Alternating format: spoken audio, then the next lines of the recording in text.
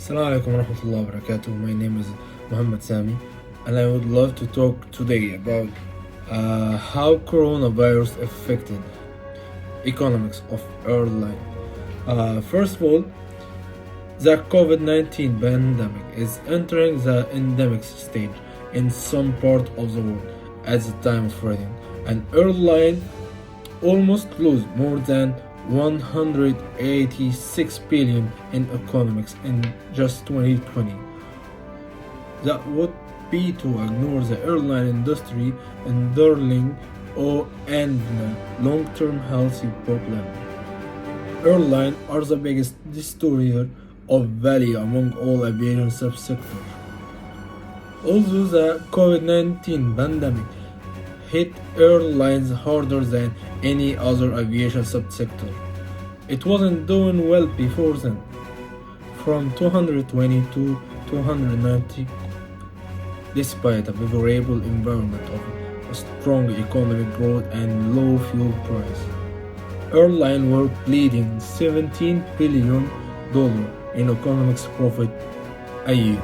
On average, of the 122 carriers we studied, 77% were value destroyed, but the average losses of airlines before the pandemic were only around one-tenth of their 186 billion in losses of 2020.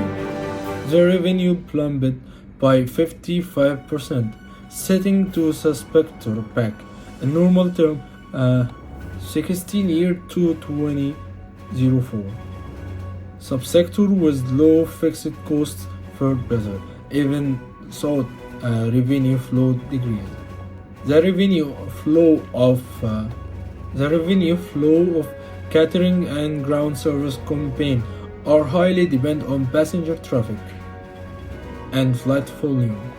For example, put much of their workforce consists of contract workers, so the fixed cost of their operation are lower than those of players in other subsectors. The flexibility allowed these campaigns to partly offset of losses, encourage those to burst air traffic during the pandemic. The losses of catering and ground service campaign 2.4 billion and 3.2 billion were therefore smaller than those of campaign in many other aviation subsectors. Government regulation in Europe and Asia maintains that airline refund fare when flights are cancelled, but in many cases airlines have instead over voucher or travel credits and must be used by the end of years. Some airlines have extended the voucher window to May 2022, despite pleas of industry lobbyists to expand the regulation to allow travel credit. Department of Transportation has related that airlines are obligated to provide refund of cancelled flights. Travel vouchers are currently allowed when passengers cancel travel plane due to travel warning, stay-at-home orders, and other restrictions.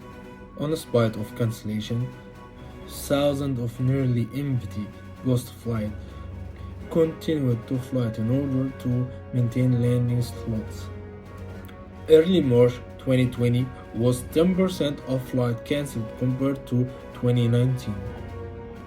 As the pandemic progressed, 40 to 60% fewer flight movements were recorded in late March, with international flight affected the most. Over 80% flight movement were restricted across all regions in April 2020. Research shows that world recovery of passenger demand to pre-COVID-19 level is estimated to take 2.4 years recovery by late 2022, with the most optimistic estimated being 2 years, and the most pessimistic estimated 6 year recovery in 2026. The Asia Pacific has the shortest estimated average recovery time of 2.2 years, followed by North America is 2.5 years and Europe 2.7 years.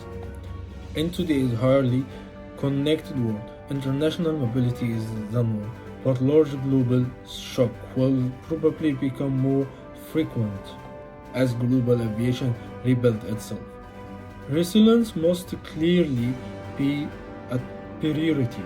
In the next article, we will suggest ways to help airlines enhance their performance by drawing lessons for the value creating subsectors. Thank you, and if you need any more information about the topic we talked, please feel free to contact me on the given social media account in the description. Don't forget to like, subscribe, and share. See you all later.